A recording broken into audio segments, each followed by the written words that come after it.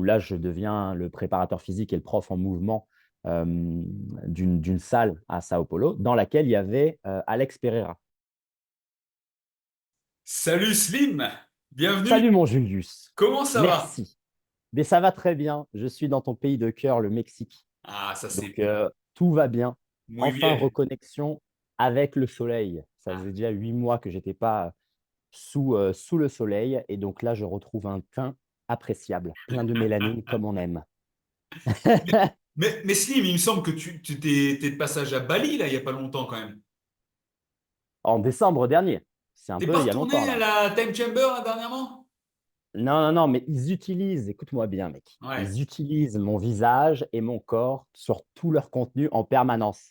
Et j'ai plein de Hein? gens qui me disent, mec, t'as la Bali Chamber. Je dis non, j'y étais en décembre, un peu moins d'un mois, et eux, depuis, ils n'arrêtent pas, tu vois. Ils n'arrêtent pas, ils me Tu es- mettent en avant, C'est venez ça, avec les gros athlètes et tout, et bam, bam, bam, ils mettent mon corps. tu es un excellent argument de vente. Parce que je vais te dire, pour ceux et celles qui nous rejoignent, parce que toi, tout le monde ne te connaît pas.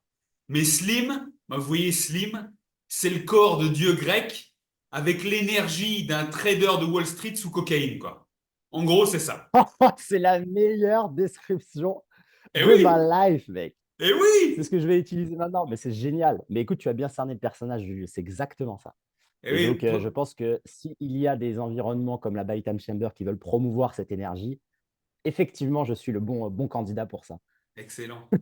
Slim, je suis sûr, tu sais, que tous celles et ceux qui nous regardent là ne te connaissent pas, mais ni d'Ève ni d'Adam, et se Aïe. disent, parce que toi, on est dans le milieu du jiu-jitsu brésilien, moi, si je gratte un peu, on t'a jamais vu dans le milieu du jiu-jitsu brésilien, mais j'aimerais que pour te présenter, tu nous expliques un peu qui tu es, d'où tu viens et quel a été ton parcours sportif.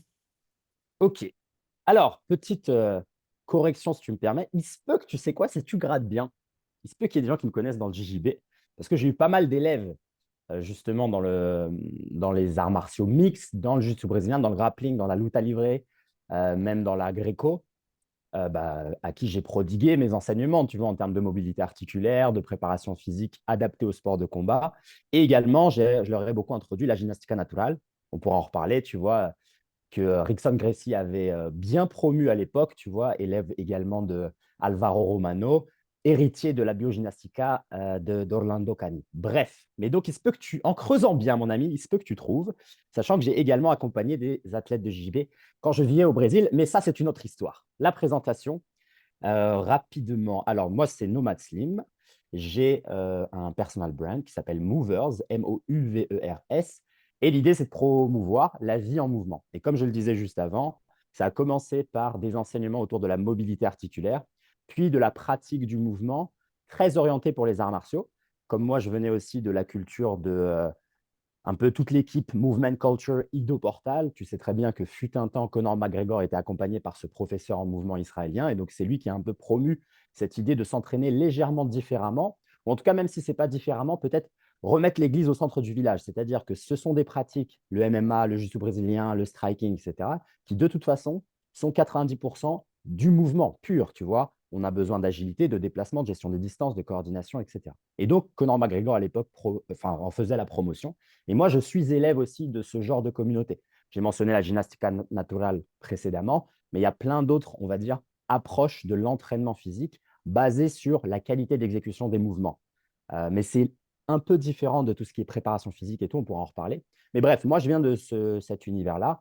Et voilà, au début, ça a commencé par le partage en fait de ces enseignements et un gros focus sur la mobilité articulaire, ayant été très soumis aux blessures. C'est un peu l'expertise que j'ai développée et essayer de la simplifier, de quitter un peu le monde de la cérébralisation et de ce qu'on fait aussi beaucoup en France, où on essaye vraiment de rentrer, de zoomer trop à l'intérieur du corps et on oublie l'unité en fait générale du corps. Donc on va se focaliser sur une articulation, les tendons, les ligaments, mais on oublie justement le contexte et la mise en mouvement. Donc moi, c'est un peu cette idée-là que j'ai essayé de ramener sur le devant de la scène. On peut mentionner des grands préparateurs physiques dont je suis héritier, comme Charles Poliquin, même là les Ben Patrick, les Peterson, les Louis Simmons, etc.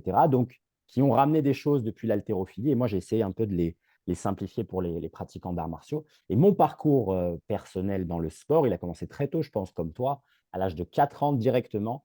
par de la compétition sportive aussi 90% de mon temps. Donc, il y a eu le foot, il y a eu la danse, la calisthénie, la gymnastique, la boxe, le muay thai, différents arts martiaux, et puis après, différents arts du mouvement. Il y a eu un peu de choses un peu plus créatives, artistiques, on pourra en reparler. Mais voilà, quoi, c'est 11 ans de foot, c'est plus de 15 ans de danse, c'est 4 ans de compétition sportive dans la boxe en muay thai en professionnel, mais 7 à 8 ans d'arts martiaux. C'est la capoeira, c'est la calisthénie, c'est le surf. Donc, vraiment explorer plusieurs disciplines, mais à chaque fois avec un haut niveau d'intensité et une volonté de performance. C'est pour ça que je mentionnais l'idée que depuis tout petit, ma relation au sport, ce n'est pas le sport santé, ni loisir, ni vitalité, c'est le sport compétition.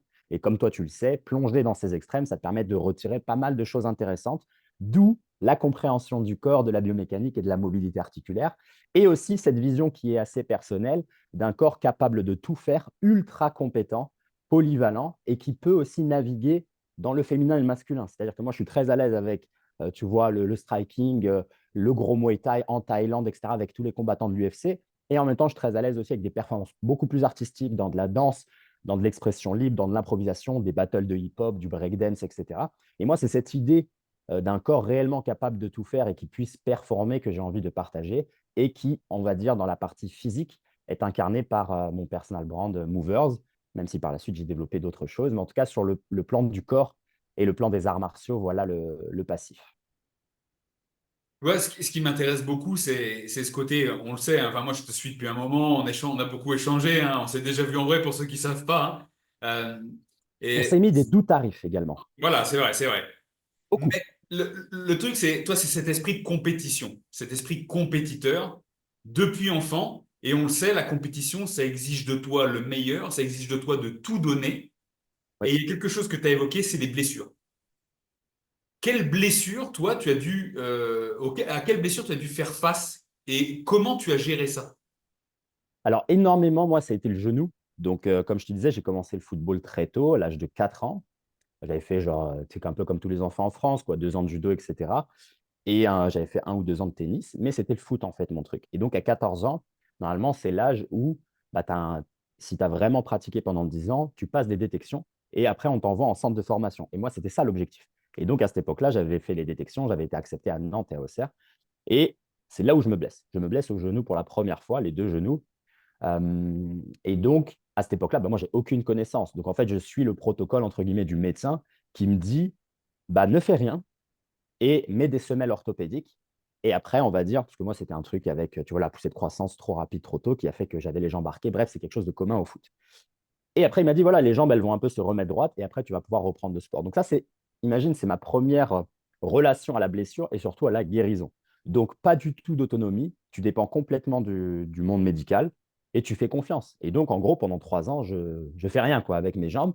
Et de toute façon, je ne pouvais pas parce que quand je courais 10 mètres, j'avais comme un coup de poignard en fait dans les nerfs sur le côté. J'avais ultra mal. Donc, je me suis dit, bon, bah tant pis, je fais pas de sport. Je m'étais concentré là sur les études, tu vois. Et au moment où je peux reprendre, vers ouais, 18 ans, 19 ans, bah, je me dis, je vais refaire du foot, mais simplement en loisir. Et là, bah, tout va bien, entre guillemets, j'ai pas de blessure. Sauf que, évidemment, me connaissant, je repars un peu dans l'esprit extrême. Je commence la calisthénie, je commence la boxe, je deviens pro entre 21 et 22 ans, etc. Et boum, rebelote, je me reblesse au genou par la suite. Et jusque, on va dire, depuis mes 21 ans, donc là j'ai 31 ans, donc dans ces 10 dernières années, j'ai dû encore me blesser peut-être 2, 3 fois au genou. Et Sauf que, ah, dis-moi. c'était quoi comme blessure au genou? Les ligaments, le ménisque, c'était quoi? Alors, quand j'étais petit, ça avait beaucoup plus à voir avec la poussée de croissance qui avait arqué les jambes et qui Ok. simplement, on va dire, pressait les nerfs sur le côté. Donc, ce n'est pas une blessure liée à un choc ou quelque chose comme ça. C'est simplement que le sport du football, c'est un sport qui est très demandant, en changement de direction très brusque. Il y a beaucoup de rotation interne, il y a beaucoup de genoux qui va à l'intérieur, il y a beaucoup de décélération. Et quand tu es plus jeune, je ne sais pas si c'est le cas maintenant, mais on n'a pas vraiment d'éducation. Tu vois, moi, j'ai jamais fait spécialement de préparation physique. Tu vois, on ne parle pas de comment renforcer les tissus conjonctifs, les muscles autour du genou. On m'a jamais fait un développement des tibialis, des mollets, etc., ou des ischios.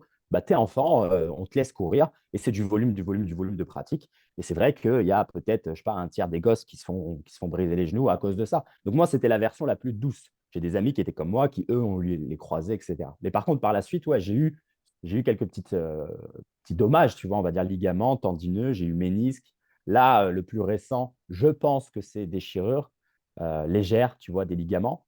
Et donc, à mesure que j'avance et que j'augmente mon niveau de conscience de mon corps, mes compétences, que je m'expose aussi à beaucoup plus de haut niveau, tu vois, quand moi j'étais en boxe au Japon, je boxais au Japon, bah, j'étais aussi avec le champion de l'OPBF, le deuxième de ma catégorie euh, au Japon. Après, quand j'étais en Muay Thai, tu vois, j'étais avec les Lotzilla, j'étais à Phuket Top Team, Tiger Muay Thai, je m'entraînais avec tu sais, les Peter Yan, les Valentina Shevchenko, tu vois. Donc, j'étais vraiment avec ce haut niveau de l'UFC, etc.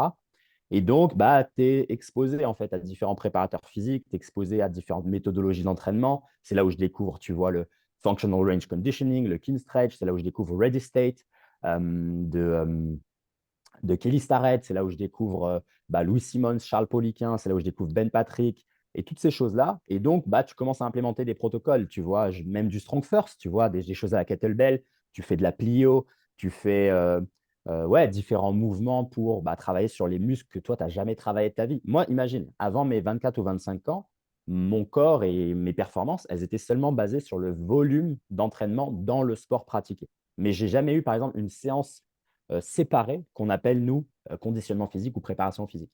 Donc, c'est déjà pour te dire la puissance de la première loi, on va dire, de préparation physique, c'est le volume. Le Tu vois ce que je volume. veux dire? Donc, les gens qui s'inquiètent et qui font genre 5 séances de préparation physique pour genre 3 séances de JJB, mec, tu as mieux fait de faire du JJB tous les jours et de temps en temps ajouter 10% de prépa physique que l'inverse. Tu vois. Je te raconterai, moi, mon expérience avec les mecs de l'Amazonie et de Bahia au Brésil. Les assassins, eux, c'est comme ça qu'ils font. Et donc, bref, c'est à ce moment-là que je découvre tout ça. Et pour répondre à ta question, à partir de ce moment-là, c'est là où je commence à déjà implémenter les protocoles que j'apprends, mais aussi un peu à créer les miens. Et donc, pour la partie guérison du genou, c'est là où je m'intéresse aux mouvements fondamentaux, aux mouvements entre guillemets naturels, tu vois, donc la locomotion, plier la charnière de hanche, l'accroupissement. J'essaie de comprendre tout ce qui est mobilité. Est-ce que c'est une déficience à la cheville, au genou, à la hanche? Je commence à comprendre le lien entre toutes les articulations, que tout est lié, qu'il y a une notion aussi de tenségrité dans le corps. C'est-à-dire que s'il y a un élément qui lâche, ce n'est pas forcément cet élément, c'est peut-être la conséquence d'un élément plus haut dans la chaîne ou plus bas. Et donc, tu commences à aborder vraiment le corps de manière, en tout cas moi qui me plaît, tu vois, beaucoup plus holistique et presque beaucoup plus réelle, tangible. Tu vois, c'est là où je m'intéresse même au renforcement du pied, à l'amorti, au changement de direction. Tu vois, des choses un peu plus subtiles que simplement, tu vois, la gonflette, les reps, etc., etc. Tu gagnes de plus en plus confiance en toi. Mais évidemment, avec la confiance et le fait que bah, toi et moi, on a un peu ce même tempérament, bah, je m'expose encore plus à des risques. Tu vois. Donc, je fais aussi de la cascade, je fais aussi des bêtises. Mais bref, mais moi, je me dis, de toute façon, c'est comme ça que tu apprends. Et je pense que ces 10 dernières années, j'ai eu aussi une vie, on va dire, une exploration de ma physicalité qui est exceptionnelle, tu vois, que peu de gens, peu d'humains ont. Et ça valait la peine de passer à la caisse et de payer le prix des blessures. Tu vois. Et donc, à partir de ce moment-là, c'est beaucoup plus, entre guillemets, basé sur de la mobilité articulaire quotidienne, de la mobilité spécifique pour travailler les déficiences, les manques d'amplitude à tel et tel endroit, et surtout de l'exposition à du mouvement. C'est à partir de ce moment-là que j'incorpore, par exemple, le sled, le poussé de traîneau.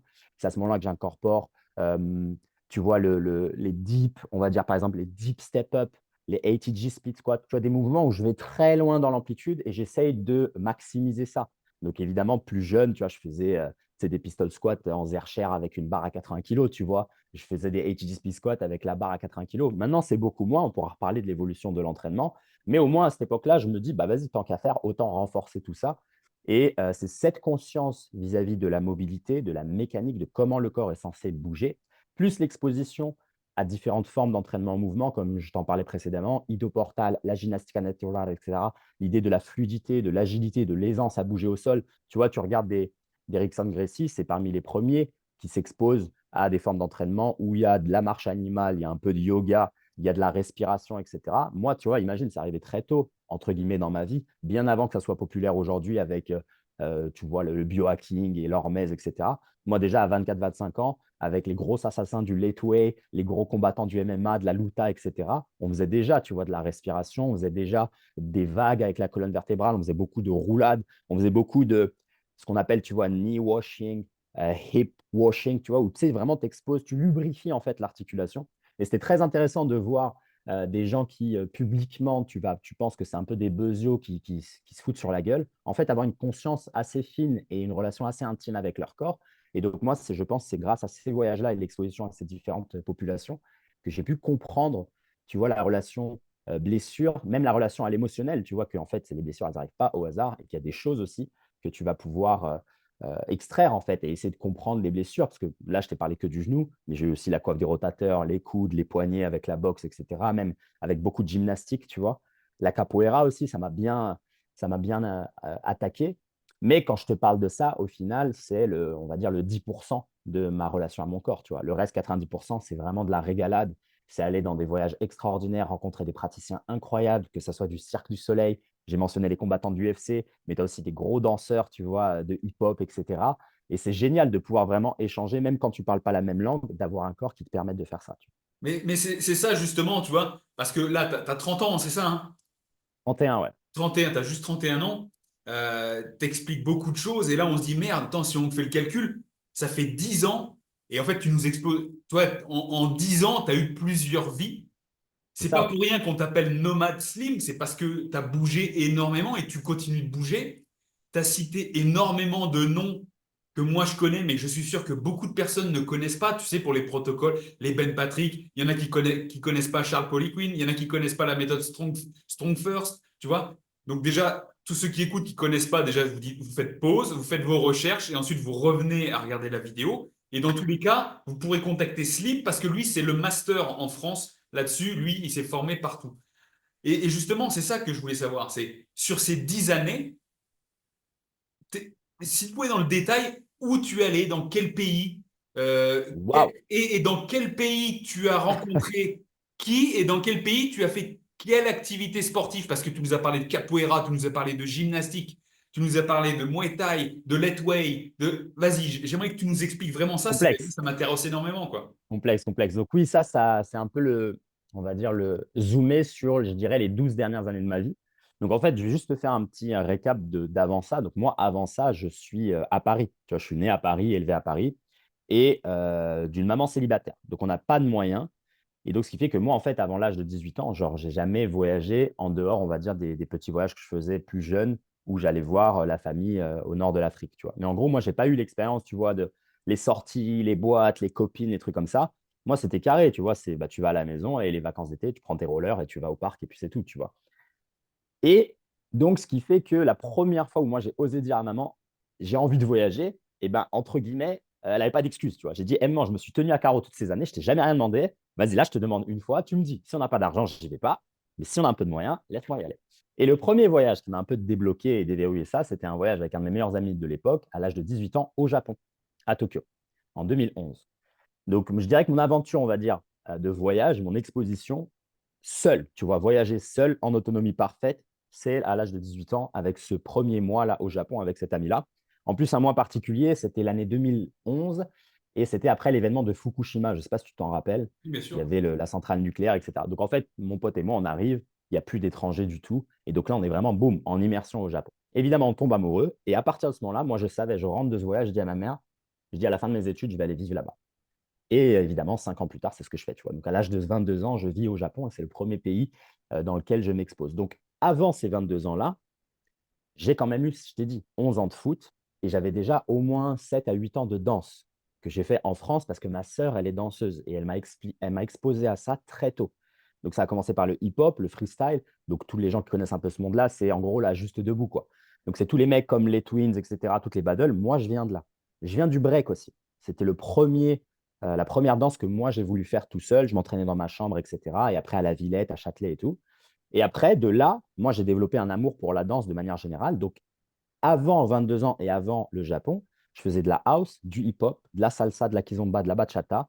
Non, pardon, pas la kiz, la bachata, le hip-hop, etc. J'avais toutes ces années de foot. Et comme je t'ai dit, à l'âge de 18 ans, j'avais commencé la calisthénie. Et d'ailleurs, j'avais commencé par la méthode Lafay. Voilà, on va citer un grand nom. La La méthode fameuse Lafay méthode à la l'a fait. maison, avec les triceps sur ta chaise. Ouais, Tu c'est prends tes deux ça. chaises, tu fais ça, bam, bam. Pendant que j'étais en école d'ingé, tous les jours, je me fumais, je faisais mes abdos et tout. J'étais comme un fou. Et donc, il y a ce passif-là. Ensuite, à l'âge de 21 ans, juste avant le début du Japon, je m'expose pour la première fois à deux choses. Un, la première fois de ma vie que je vais dans une salle de muscu où je suis un pote qui me montre un bench et tout, et à la boxe. Donc, mon aventure de musculation, comme tu le connais, comme tu le sais déjà, ne va jamais durer. Je fais 2 séances, après je dis, bon, allez, c'est nul, je me casse, ça me saoule, j'ai envie d'autres choses de plus dynamiques. Et donc, je m'expose à la boxe, et c'est là où je raccroche les wagons. À l'âge de 22 ans, je débarque au Japon. Je vais dans une salle, je crois, la première semaine, tu vois, salle de boxe, et 2 mois plus tard, je deviens pro en anglaise. Tu vois. Donc, je commence ma carrière pro direct, tu vois. Ça aussi, on pourra reparler de l'idée de la transférabilité, etc. Moi, je sais que ça devient certainement d'un peu de génétique, mais c'est surtout, tu vois, l'exposition à la danse, en fait. La house, les déplacements, la salsa, en fait, tu arrives sur un ring de boxe, tu as une meilleure gestion des distances, tu arrives à te repérer dans l'espace plus facilement. Bref, il y a pas mal de choses. Ça peut être intéressant d'en discuter plus tard. Donc, le Japon, c'est la boxe. La méthode japonaise et aussi la boxe cubaine. Et oui, je m'expose à la boxe cubaine au Japon. Il y avait un prof de boxe cubaine dans la salle où j'étais et à la méthode japonaise. Donc, pour ceux qui connaissent l'anglaise, si vous voyez les Inoue, etc., en fait, l'anglaise au Japon, c'est très kata, quoi. C'est très majime, quoi. C'est très comme au judo et tout. Donc, on se concentre sur la qualité. Et pour te dire, moi, en 2 ans, je crois que j'ai jamais lancé un crochet de ma vie, tu vois. C'était que gauche et droite. Et des fois, c'était tu mets la main, on te scotche le bras et bam, bam, bam, tu fais que des jabs, quoi. C'est tout. Mais jusqu'à que ça soit parfait, quoi. Après ça, je quitte le Japon, je vais en Thaïlande directement et je commence le Muay Thai et je combats. Donc au début sur la petite île de Koh Phangan. Et c'est là où d'ailleurs je rencontre les élèves de la Movement Culture de Ido Portal. Donc c'est là aussi où je passe 8 à 9 mois avec un maître en mouvement élève de Ido Portal. Et c'est là où je m'expose, tu vois, aux anneaux, la gymnastique, la locomotion, locomotion animale, la mobilité articulaire, la manipulation d'objets, les équilibres sur les mains. Bref, c'est la méthode Ido Portal. Donc, c'est là où, mec, je me fume, tu vois. Et je me fume aussi avec plein de choses qui maintenant sont tendances, mais qu'on ne connaissait pas trop avant. Genre, par exemple, nous, tous les matins, on courait 1 heure avec, tu sais, le mouth tape, le scotch sur la bouche. Mais moi, je ne savais pas pourquoi, tu vois. Moi, je suis un soldat, en fait. Moi, tu me dis quoi faire, je le fais. Donc, j'ai découvert pas mal de choses comme ça, pas mal de choses sur l'alimentation. Bref, ça va être intéressant d'en parler. Donc, après commence mon aventure là de 2 ans et demi là en Thaïlande. Après Copenhague, je vais à Phuket et c'est là où je découvre vraiment le Muay Thai à haut niveau, tu vois, avec l'Adzilla, etc., le Tiger Muay Thai et tout. Donc, Japon, c'est boxe. Thaïlande, c'est Muay Thai. Sachant qu'en parallèle, encore une fois, il y a toujours un peu de danse, des choses comme ça. Ensuite, c'est le Brésil, où là, je deviens le préparateur physique et le prof en mouvement d'une salle à Sao Paulo, dans laquelle il y avait Alex Pereira. Et après, il y a quoi après le Brésil? Il y a l'Indonésie. L'Indonésie longtemps. Qu'est-ce qu'il y a en Indonésie? Ah oui, en Indonésie, comme c'était, tu vois, la période Covid et tout, bah, il n'y a plus d'arts martiaux. Et c'est là où je me fais la partie force et la partie calisthenics, on va dire, à plus haut niveau. Donc, c'est là où je vise la traction à une main, tu vois, les grosses performances de force, tu vois, que ce soit en squat, que ce soit même, tu vois, je me refais un corps, en fait, parce que, tu vois, imagine-toi, jusqu'à ce moment-là, donc c'est mes 25 ans, 26 ans, quasiment tous les sports que j'ai faits, ils sont très axés sur la poussée. Il n'y a pas beaucoup de tirage, tu vois, que ce soit le striking, même la capoeira, les choses comme ça, le foot et tout. Il y a pas, j'ai jamais vraiment fait de tirage, tu vois. Donc j'étais toujours, enfin, toujours, je pensais être très faible en traction, etc. Sauf que simplement que j'étais jamais exposé. Donc c'est là où j'en profite. Je fais beaucoup plus de gymnastique, je fais beaucoup plus de force, beaucoup plus de calisthénie. Et après, hop, le Covid un peu disparaît. Et c'est là où je fais un peu plus de voyages cette fois-ci. Parce que tu vois, toutes ces périodes-là que je t'ai décrites, je restais vraiment plusieurs années, tu vois, ou en tout cas une année. Euh, mais là, je commence à vraiment bourlinguer, tu vois, tous les 2, 3 mois, je voyage, voire tous les mois. Et c'est là où je fais, tu vois, la Grèce, la Suisse, la Hollande, plein de pays, jusqu'à aujourd'hui, là, le Mexique. Et c'est là où je m'expose un peu moins à des pratiques longues. Mais par contre, tu vois, j'ai genre des 6, 7 mois de surf. J'ai de l'exposition à de la kizomba de nouveau, beaucoup plus, tu vois, au niveau de la danse. En termes de préparation physique, je continue, tu vois, mon maintien et le développement, on va dire, de mes compétences. Je continue à me renseigner. Et maintenant, pour l'exposition, ah oui, je retourne aussi un peu à la movement culture avec quelques retraites. Je découvre des mecs comme Fighting Monkey il y a quelques années, Roy Gold, il y a qui d'autre? Marcelo Palozzo, etc. Bref, ça, c'est l'univers un peu de l'entraînement au mouvement. Et j'étais oublié de te donner un truc, c'était toute la partie qui je rencontre, on va dire, dans les mentors et dans les enseignants. Donc, on fait un retour en arrière. Donc, il y a 10 ans, ouais, ça va être les élèves de la communauté d'Ido Portal. Juste après, c'est la vibe Charles Poliquin, Pavel Tsatsouline, Strong First. Là, vraiment très heavy quand j'étais en Thaïlande. C'était que des farmers carry, c'était que du sled, c'était que de la kettlebell, mais vraiment heavy, tu vois, lourd. Je faisais vraiment Lourd. que ça. Il y a aussi une petite vibe CrossFit. C'est à ce moment-là que j'incorpore le vélo d'assaut, beaucoup. Tu vois, moi, j'arrête de courir à ce moment-là. J'ai arrêté de courir. J'ai couru toute ma life. Là, j'arrête. Et là, je fais que du vélo d'assaut, etc. Ensuite, dans la partie mobilité, c'est à ce moment-là où il y a le Functional Range Conditioning, le King Stretch du docteur André Ospina. Après, il y a Functional Patterns de euh, Odin Aguilar, Aguilar Nodi, Ok. pardon. Voilà, donc ça, c'est quelques petits noms dans, on va dire, la scientifisation de la mobilité, tu vois. C'est un peu la vibe, peut-être même un peu Christophe Cario, etc., pour les gens qui connaissent en France. Mais ce truc-là, moi, je l'utilise, on va dire, beaucoup 2 ans et après, je le quitte. Je le critique maintenant beaucoup. Je te dirai pourquoi. Mais ça faisait du bien. Tu sais, c'est comme quelqu'un qui va faire, par exemple, un cursus très théorique et après, il se dit, ouais, mais au final, dans la pratique, il n'y a que 10 à 15% que tu peux utiliser. Le reste, entre guillemets, ça ne sert à rien. Donc, moi, c'est ce que je pense aujourd'hui. Et après, il y a au Brésil, bah, c'est la gymnastica naturale. C'est la biogymnastica aussi, que peu de gens connaissent, tu vois, qui est le gymnastica natural. Alvaro Romano, le fondateur, il l'a repris de son maître à lui, Orlando Cani, qui lui est parti chercher ça même dans les arts martiaux traditionnels chinois. C'est pour ça qu'il y a beaucoup de marches animales, c'est pour ça qu'il y a beaucoup de choses comme ça. Les jujiteros là d'aujourd'hui là qui font des séances et qui font des échauffements et ils font des marches du crocodile, etc. Ils ne savent pas d'où ça vient. Mais ça vient de ça. Ça vient de quelqu'un qui a vraiment exploré des arts martiaux traditionnels chinois, du yoga et du yoga hatha notamment et d'autres modalités d'entraînement. Il y a même un peu de moderne, etc. Tu vois, donc c'est pour ça que moi, quand je suis arrivé dans le monde francophone, tu vois, il y a quelques années, que je commençais à faire des trucs comme ça, de colonnes, etc., je voyais des combattants qui me disaient, mais mec, c'est quoi ton truc et tout, t'es une ballerine, c'est un truc de danseur et tout. Je dis, mec, le gars que toi tu admires, l'assassin parmi les assassins, Rickson Gracie, c'est ce qu'il faisait et c'est ce qu'il promeut. Tu vois, pareil pour les combattants de MMA, pareil pour les combattants, tu vois, de Muay Thai. Moi, je reviens de mecs du Jockey Gym, tu vois, comme Lodzilla. C'est lui, avec lui, on faisait, mec, des exercices où on faisait du Jeet Kune Do, on faisait Ouais. des techniques de Taekwondo. Alors que tu vois, quand tu parles de ça aujourd'hui, il fait non, mais ça, c'est pas du Muay Thai et tout. Nous, on n'est pas sur le côté. Je lui dis, attends, mec, moi, je suis parti à la source chercher tout ça.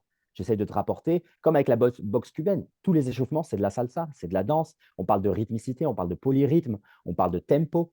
Et là, toi, tu arrives dans une salle de boxe où c'est bam, bam, bam, que du bourrin, et on te dit que ouais, tu es une ballerine et tout. Je dis, tu fais ce que tu veux, tu vois, tu crois ce que tu veux. Donc ça aussi, c'est intéressant, tu vois, dans la mentalité. Quand tu t'exposes en fait au haut niveau et surtout, on va dire, à des praticiens expérimentés, c'est là où tu vas dans de la subtilité. Tu parles de texture de mouvement, tu parles du lien avec la respiration. Regarde, Rickson Gracie parle de jujitsu invisible.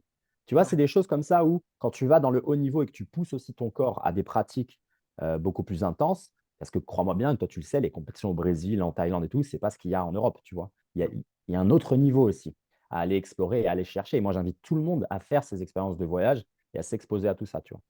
Et donc, bref, pour faire le lien, donc je découvre un peu tous ces mecs-là du mouvement. En mobilité, bah, je te dis, c'est Kelly Starrett, c'est le Reddy State, c'est Ben Patrick, c'est Charles Poliquin, etc. Et après, des fois, c'était beaucoup plus de la vibe aussi, un peu recherche en mouvement, tu vois. Donc, moi, j'aime bien le Joseph Rusek, Fighting Monkey, j'aime bien le Marcelo Palozzo, etc.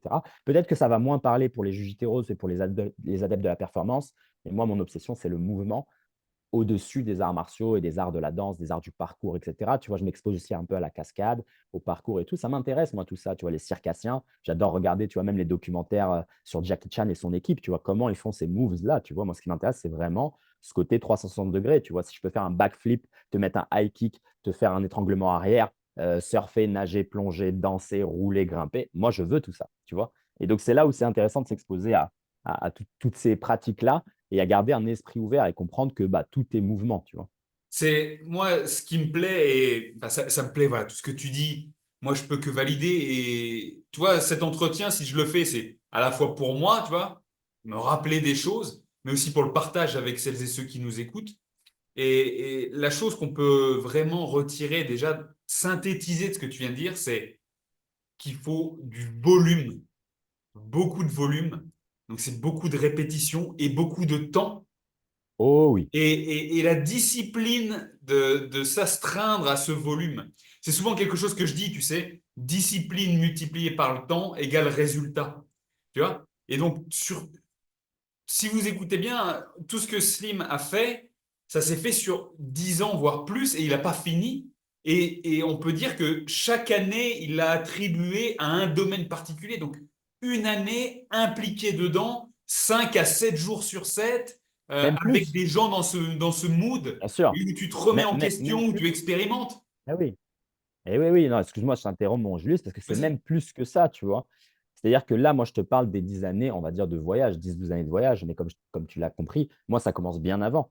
Tu vois, c'est que là, j'ai 31 ans, il y a au moins 23 24 années de sport très, très intense. Comme tu le disais, moi, c'est 6 jours sur la semaine quand j'étais en compétition, mais sinon, en dehors des compétitions, c'est tous les jours. Moi, je n'ai pas de jour off, tu vois. Je ne prends pas de jour de repos pour mon corps. C'est tous les jours, je m'entraîne tout le temps. Et donc, elle est là la notion de volume, tu vois. C'est que moi, je ne fais pas Il n'y a pas spécialement de périodisation, il n'y a pas de cycle, il n'y a pas de temps d'entraînement et temps de repos, de vacances. C'est du non-stop. Sauf que dans ce non-stop-là, les couches de compétition, elles poussent encore plus haut. Et c'est pour ça que tu vois, la journée type d'un combattant de Muay Thai en Thaïlande, c'est 10 km le matin, 2 heures de Muay Thai, repos, bouffe, 2 heures de Muay Thai, 7 km le soir. Tu vois, les gens, ils ne captent pas. Moi, avec même les élèves de la communauté d'Ido Portal, c'est 6 heures d'entraînement par jour. C'est des chiffres que les gens ne comprennent pas, ne conçoivent pas, parce qu'ils se disent, c'est pas possible de s'entraîner 6 heures intenses. Mais personne ne te parle d'intensité tout le temps. Il y a différentes manières de s'entraîner. Il y a beaucoup d'expositions aussi à de la technique, du skill, de l'acquisition de compétences. Quand tu fais une nocturne à 22 heures avec tes potes danseurs et que tu finis à 1 heure du matin, tu n'es pas de 22 heures à 1 heure avec un rythme comme au CrossFit. Non, il y a de l'exposition, on recherche, on fait de la recherche, tu vois. Tu mets des moves, tu testes tes freezes, tu testes tes combos, tu répètes, tu répètes, tu répètes, tu répètes, tu vois. Et c'est pour ça que tu peux avoir 2 ou 3 séances d'entraînement dans la journée. Moi, ça a été mon quotidien presque toute ma life, tu vois, en tout cas ma jeune vie. C'est que maintenant où je m'entraîne beaucoup moins en comparaison, ou parce que j'ai beaucoup plus aussi de temps à dédier au travail entrepreneurial, ou là où des fois je me fais une seule séance d'entraînement le matin et c'est tout. Idéalement deux, j'aime toujours garder le rythme de deux minimum, mais c'est là où je te dis, quand toi tu parles de volume et d'exposition sur des années, moi là je te parle d'au moins une vingtaine d'années et je te parle d'expositions qui vont aller voilà, de 3 à 6 heures, dépendant la phase de ma vie. Et après, pour l'exposition à un seul sport ou une seule pratique, c'est beaucoup plus qu'un an. Tu vois, je te disais, la danse, là, j'en suis à 10-12 années, 11 ans de foot, 7 ans d'arts martiaux, 2 ans de compétition en Muay Thai pro et pareil pour la boxe, pareil pour la capoeira, le surf, c'est minimum 1 an. Et l'avantage, enfin, la chose qu'on oublie, c'est que c'est comme avec les langues. Quand tu es un enfant et que tu apprends plusieurs langues, en fait, ton cerveau développe une capacité maintenant d'apprentissage supérieure à quelqu'un d'autre. En fait, tu deviens un meilleur apprenant. Tu es meilleur à apprendre. Et c'est là où, si tu as fait, par exemple, comme moi, très tôt dans ta vie, beaucoup de sport, 5 à 10 ans dans des disciplines, et bien après, quand tu es exposé à une nouvelle discipline, tu l'apprends plus vite. Ce n'est pas nécessairement qu'il y a de la transférabilité. Moi, je ne pense pas qu'il y ait de transférabilité spécialement. Je dis juste que au niveau neuronal, tu es beaucoup plus apte à comprendre les subtilités, à analyser un mouvement, à être capable de le copier, bien plus que ah bah j'ai développé de la force, donc maintenant quand je fais de la puissance, c'est transférable. Moi, j'y crois pas à ça. C'est beaucoup plus quelque chose qui a à voir avec ton système nerveux, tu vois. Et Ouais. donc, c'est là où, bien sûr que plus tard, si moi je passe voilà, 6 mois à faire du surf, je vais avoir un niveau que peut-être quelqu'un d'autre qui a fait que ça dans sa vie, il a peut-être atteint en 2 ans ou en 3 ans. Mais c'est parce que le point de départ, en fait, n'est pas le même. Et toi, comme tu le sais très bien, parce que c'est ce que tu as vécu aussi, c'est qu'en fait, maintenant, nous, on a aussi moins de peur à aborder quelque chose de nouveau. On est beaucoup plus humble et aussi beaucoup plus à l'aise avec l'idée d'être un débutant complet, parce qu'on sait qu'aussi, ça va aller, entre guillemets, plus vite que les autres pour de toute façon, entre guillemets, les rattraper, catch up et avoir peut-être ta ceinture bleue par rapport à un mec qui commence le sport et qui fait du JB. Lui, il doit apprendre la coordination, à bouger, il n'est pas à l'aise avec son corps, avec la distance, avec comment générer de la puissance. Si toi, tu as fait 2, 3 sports pendant 5 ans chacun et que tu commences et que tu n'es pas trop un bezio, tu vois, tu as quand même des compétences, tu as quand même des capacités, tu as un peu de coordination. Et il suffit que tu aies aussi cet engouement, cet entrain, cet enthousiasme vis-à-vis de la pratique et un peu d'agressivité et de compétitivité. Et bien en fait, oui, tu l'apprends plus rapidement. Donc ça aussi, c'est important de comprendre pour pas qu'il y ait de confusion chez les gens et qui se disent ah ok, en gros en un an on peut apprendre un truc. Pas du tout. Moi Mais quand je te dis je me suis exposé à ça, j'ai pas maîtrisé. Je te dis juste que je me suis exposé, j'ai monté à haut niveau, mais parce que comme je viens de te le dire, c'est un volume énorme. Et ça, voilà, si tu as 3 enfants, si tu as un métier, un 9 to 5 et tout, bien sûr que tu peux pas faire ça.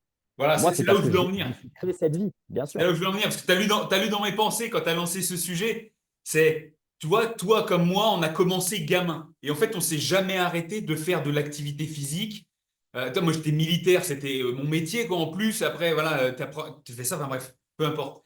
Et maintenant, on se retrouve aussi, toi comme moi, hein, dans les métiers qu'on exerce, avec des gars, comme tu le dis, qui sont en famille, qui ont des enfants, ou qui n'ont pas fait de sport plus jeunes Ouais. et qui arrive à 30 ans, ah bah tiens, je veux être taillé comme toi.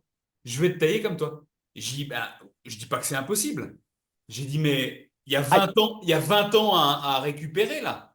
c'est Tu vois, clair, un moment dans c'est ta clair. vie où ton potentiel, ton énergie vitale Et oui, entre en jeu, parce que forcément, quand tu commences à 30 ans, tu n'as pas les mêmes capacités de développement ni de régénération qu'avant. absolument, C'est ce que tu as fait toi dans les premières années de ta vie, on va dire jusqu'à 25 ans, qui ont vraiment créé cette 100%, base.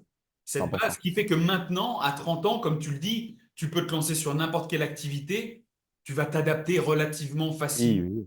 Voilà. Et tu sais comme moi que quand tu as fait le boulot avant, c'est plus facile d'entretenir que de développer une nouvelle compétence.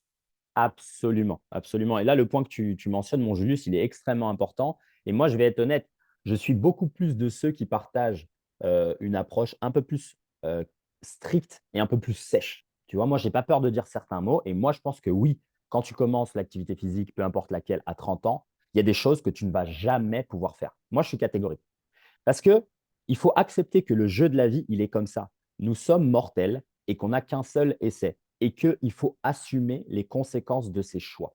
Tu vois, moi, je suis un fervent comme toi, hein, un promoteur de la responsabilisation. Tu ne peux pas tout avoir dans la vie et surtout, tu ne peux pas tout avoir à n'importe quel moment. Il faut être honnête. C'est-à-dire que, comme tu le dis, quelqu'un qui commence le sport à 30 ans et qui te dit, tiens, je veux avoir le même corps que toi, Julius ou Slim, moi, je lui dis direct, c'est impossible. Parce que même si tu te focalises sur l'esthétique et tu te dis, OK, si je fais que de la musculation, je peux ressembler à Slim, d'accord, ou à Julius. Mais l'intérieur, le système nerveux, la coordination, les compétences, tu ne les auras jamais parce que ça se développe avec des années. Tu comprends? Et c'est là aussi où il faut être honnête. Tu peux commencer le sport à n'importe quel âge. Ça, c'est oui. Mais par contre, sois conscient des limitations et du niveau que tu peux atteindre. Et là, les gens qui disent, OK, mais alors si moi je commence à 40 ans et tout, c'est trop tard. C'est trop tard pour certaines choses, mais ce n'est pas trop tard pour d'autres. Ce n'est pas trop tard pour la santé, la longévité, le bien-être, le bien se sentir, même le bien bouger, être à l'aise avec ton corps, être un bon parent, incarner certaines valeurs, développer de la discipline, améliorer ton système cardiovasculaire. Ça, ce n'est pas trop tard. Par contre, devenir champion de l'UFC, c'est trop tard. Devenir un compétiteur en JJB où tu vas te faire fumer par des gros assassins de 18 ans au Brésil, c'est trop tard. Et même, je te dirais même qu'il y a des choses, et là, il faut être honnête, c'est développer, on va dire, peut-être la grâce, l'élégance, la manière de bouger que tu vas voir de pratiquants, même pas professionnels, qui en ont simplement fait depuis le plus jeune âge, je pense que c'est trop tard. Et moi, ça me va en fait d'être avec cette idée-là. Non pas parce que, entre guillemets, j'ai eu de la chance, j'ai commencé trop tôt, mais c'est parce que j'accepte cette réalité pour tous les domaines de ma vie. Je te donne un exemple dans lequel moi, j'ai jamais rien fait, c'est pratiquer des instruments de musique. J'accepte aujourd'hui à 31 ans que je ne serai jamais de ma vie un excellent guitariste comme mon pote qui a commencé à l'âge de 8 ans. J'accepte, c'est tout, c'est comme ça. C'est un Par fait. contre, c'est un fait, mais ça ne m'empêche pas de peut-être trouver du plaisir à apprendre à jouer à la guitare. Mais c'est là où je ne vais pas aller voir mon pote et je vais lui dire, mec, comment je fais pour être aussi bon que toi? Lui, s'il est honnête, il me dit, mec, tu ne seras jamais aussi bon que moi. Et c'est tout, c'est un fait. Comme lui ne sera jamais aussi bon que moi dans le mouvement, dans le corps, dans la danse, etc. Par contre, il peut commencer la capoeira et prendre du plaisir. Mais mec, tu vas jamais aller au Brésil dans une roda où tu vas te faire arracher la tête. Ça y est, c'est trop tard. Et c'est là où, moi, c'était intéressant dans mon parcours, et c'est pour ça que j'ai beaucoup aimé l'approche de l'entraînement physique par le mouvement, c'est qu'on parle beaucoup de qualités intangibles, des choses qui ne sont pas mesurables par des chiffres. Il n'y a pas de métrique chiffrée quand tu parles de la grâce, l'élégance, la qualité d'exécution d'un mouvement. Si tu regardes un combattant qui est très beau à regarder, même dans le MMA, moi je peux penser à par exemple à un McGregor plus jeune, à un Israel Adesanya, à plein d'autres gens, tu vois, même un Volkanovski, c'est très beau. En boxe, moi, je pense souvent à Mohamed Ali, à Prince Nassim, tu vois, à Sugar Ray Robinson, tu vois, des mecs comme ça où c'est beau à regarder, tu vois, à Rickson Gracie, par exemple. Ces mecs-là, cette beauté, cette grâce, cette aisance, cette fluidité, cette agilité, tu ne peux pas la développer. C'est pas en faisant deux, trois jeux d'équilibre sur un bosu que tu vas développer l'agilité de ces mecs-là. Ça, il n'y a qu'un seul moyen de le développer, c'est une exposition à un volume stratosphérique. Et c'est là où, philosophiquement, c'est important d'être à l'aise avec cette idée de hey, j'ai raté ma chance ou bien j'ai plus, je ne pourrai jamais atteindre ça. En fait, pour moi, c'est libérateur. Ce n'est pas quelque chose qui devrait être handicapant ou effrayant. C'est libérateur de se dire ouais, mais en fait, le jeu, il est comme ça. Donc maintenant que j'ai compris qu'il y a l'importance de mes choix et que je dois les assumer et que je ne peux pas tout avoir dans cette vie, eh ben, j'ajoute de la conscience maintenant au temps que je dépense. J'arrête déjà les Netflix, les Instagram, etc. Et je me dis, mais non, mec, si là, j'ai envie de devenir performant dans un sport, dans une pratique ou dans un art du mouvement, et ben là, il faut que je m'y dépense. Et là, d'un coup, tu commences à jouer sérieusement, tu vois, au jeu de la vie. Tu commences à te dire chaque jour, putain, mais là, si je me branle là, je rate une occasion d'améliorer cette qualité, d'améliorer ma grâce, mon élégance, d'améliorer ma posture, d'améliorer mon plaisir dans ce corps-là et dans cette machine-là. Donc oui, si tu commences à 30 ou 40 ans, c'est trop tard pour plein de choses. Pour au moins, pour moi, hein, pour au moins 70% de la pratique que tu ne peux expérimenter qu'à l'intensité de la compétition, Si tu commences à ces âges-là, c'est trop tard. Mais ce n'est pas un mal. Tu vois, et c'est là où l'idée aussi de transcendance, elle peut arriver. C'est-à-dire que bah, tu te dis, j'accepte ça pour moi, mais peut-être que déjà pour mon enfant, je vais lui donner des meilleures cartes de départ.